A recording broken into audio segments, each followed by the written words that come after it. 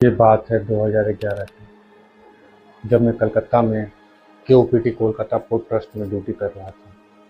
वहाँ सीआईएसएफ की ड्यूटी बहुत पहले से लग रही है, लेकिन 1942, डेट याद रखिएगा, 1942 जब जापान ने बमबारी किया तो उस समय हमारा देश गुलाम था। तो हुआ क्या कि जब जापान ने हमारे ऊपर बमबारी किया तो उस पोर्ट में जहाँ हम ड्यूटी करते थे, मैं आपको अपना पर्सनल एक्सपीरियंस शेयर कर रहा हूँ। और इसे मैं 2 सीरीज़ में आपको बताऊँगा, क्योंकि ये थोड़ा-सा लंबा है, आपको बहुत मतलब जल्दी ख़त्म कर दूँगा तो आपको मज़ा नहीं आएगा सुनने में ये सच्ची घटना। तो इसको मैं 2 सीरीज़ में बनाऊँगा। अगला अभी मैं 1 सीरीज़ बना रहा हूँ, अगला सीरीज़ में मैं इसे पूरा क्लियर कर दूँगा। तो ये समझिए कि उस दिन हुआ क्या मेरे साथ में, और वाक़ई में आप सोचें तो मजबूर हो जाएँगे कि क्या वाक़ई में उस दिन ऐसा कुछ मेरे साथ में हुआ था। हुआ क्या था, अब ये सुनिए आप। वहाँ पर मैं एक सीएफएस का शेड है, जहाँ पर मैं बाहर से जो शिप आता है, वो जो मटर वगैरह थाईलैंड वगैरह से मटर आता है, कुछ कंटेनर में आता है, कुछ खुला माल आता है जिसको कार्गो कहते हैं, कार्गो शिप में आता है। उस दिन मेरी नाइट ड्यूटी थी, और जब मैं वहाँ पहुँचा, मेरा जब पोस्टिंग होकर जब मैं वहाँ पहुँचा, मेरी ड्यूटी डिप्लॉयमेंट हुई, तो लगभग 1 महीना तक तो मेरी ड्यूटी उस पोस्ट पे नहीं लगी। लेकिन जब मेरा ड्यूटी वहाँ लगा उस रात की मैं आपको बात बता रहा हूँ। अचानक से रात का वही आपको 11-12 बज रहा होगा, मेरी ड्यूटी पेट्रोलिंग की थी। पेट्रोलिंग मतलब हथियार लेकर के गश्ती का ड्यूटी था। इंसास हथियार हमें दिया गया था ड्यूटी के दौरान कि आप इसे पकड़ के मतलब ड्यूटी कीजिए। और उस दिन क्या हुआ कि रात में वो जो शेड था वो मतलब आधा तो टूटा हुआ था, क्योंकि जब बमबारी हुआ था तो उस समय काफ़ी लोग वहाँ मरे भी। और वहाँ एक पीपल का पेड़, बहुत पुराना पेड़, मतलब अंग्रेज़ों के समय का, जब क्योंकि कोलकाता पोर्ट ट्रस्ट जो है वो अंग्रेज़ों का बनाया हुआ ट्रस्ट है, मतलब पोर्ट है वो। तो बहुत उसी के समय का एक पेड़ है जो भारत सरकार ने भी नहीं काटा, और उनकी लताएं इतनी मतलब मोटी मोटी कि रात के समय में देखने से बिल्कुल डरावना सा फील होता है, मतलब इतना भयंकर विकराल टाइप का वो दिखता है। तो कोई अगर सीआईएसएफ के बल सदस्य अगर वहाँ ड्यूटी किए होंगे तो प्लीज़ कमेंट में ज़रूर बताइएगा। और जो नए व्यूवर्स है प्लीज़ चैनल को लाइक कीजिए, सब्सक्राइब कीजिए, और अगला सीरीज आप बिल्कुल देखिएगा, आपको पूरा सिस्टमैटिक ढंग से समझ में आ जाएगा।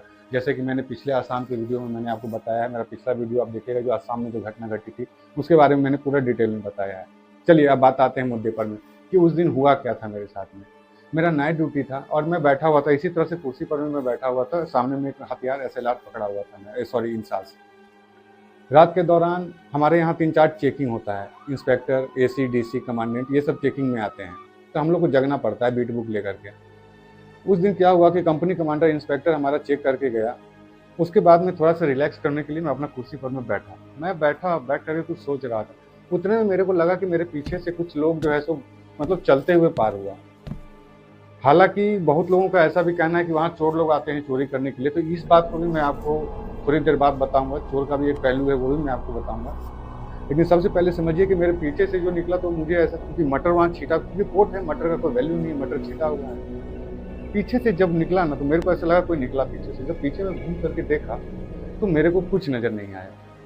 टॉर्च हम लोग को ड्रैगन लाइट जिसको बोलते हैं, वो रात में हम लोग को ड्यूटी के दौरान दिया जाता है, कुछ कुछ पोस्टों पे दिया जाता है।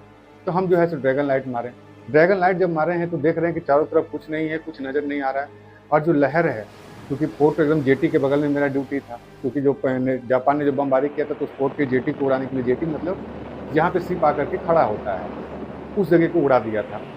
आज भी वो टूटा हुआ सा पड़ा हुआ सा है, तो बहुत ही खतरनाक, देखने में बहुत खौफनाक लगता है। तो ये बात जो है सो मैं अपने बगल वाले को, जो पोस्ट था gate number 4, GRG gate number 4, उधर से कंटेनर वाली गाड़ियाँ केवल आउट होती थी। मैं गया वहाँ गेट पर में जा करके और जब मैं जा रहा था ना तो उस समय मेरे को लग रहा था कि कोई मेरे पीछे पीछे चल रहा है, ठीक है। लेकिन लोग कहते हैं कि वर्दी वाले को डर नहीं लगता, लेकिन हकीकत में आपको बता रहा हूँ कि वो एक ऐसा जगह है जहाँ सबको डर लगेगा। कोई भी इंसान हो, वहाँ रात में अकेले ड्यूटी करने में डर लगेगा।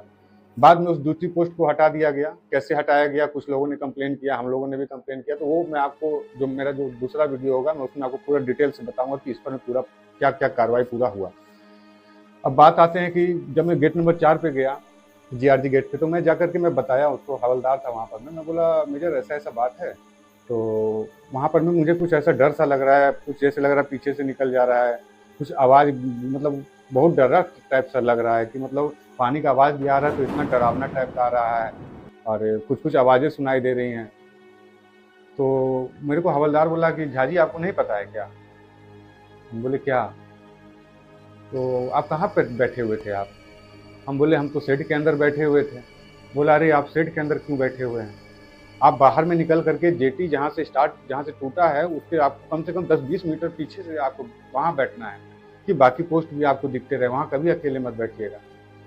हम पूछे कि क्या बात है, तो बताया कि ऐसा ऐसा बात है, वहाँ पर बहुत लोगों ने कंप्लेन किया है कि वहाँ पर भी कुछ बुरी आत्माएं हैं, जो सन 1942 पर जो बमबारी हुआ था, जापान ने जो बमबारी किया था इंडिया पे, तो उस समय में जो कुछ लोग मरे थे। तो मैं भी भाई इस बात को माना, क्योंकि मेरे भी साथ कुछ अजीब सा हुआ था। फिर उसके बाद मैं बोला कि चलो कोई बात नहीं, वो जगह को मैंने छोड़ दी। फिर उसके बाद में पेट्रोलिंग के लिए निकला हथियार लेकर के, क्योंकि अब मुझे वहाँ डर लग रहा था। तो मैं फिर उस जगह को छोड़ दिया। उस जगह को छोड़ करके मैं फिर अपना पेट्रोलिंग ड्यूटी के लिए यहाँ से निकल गया।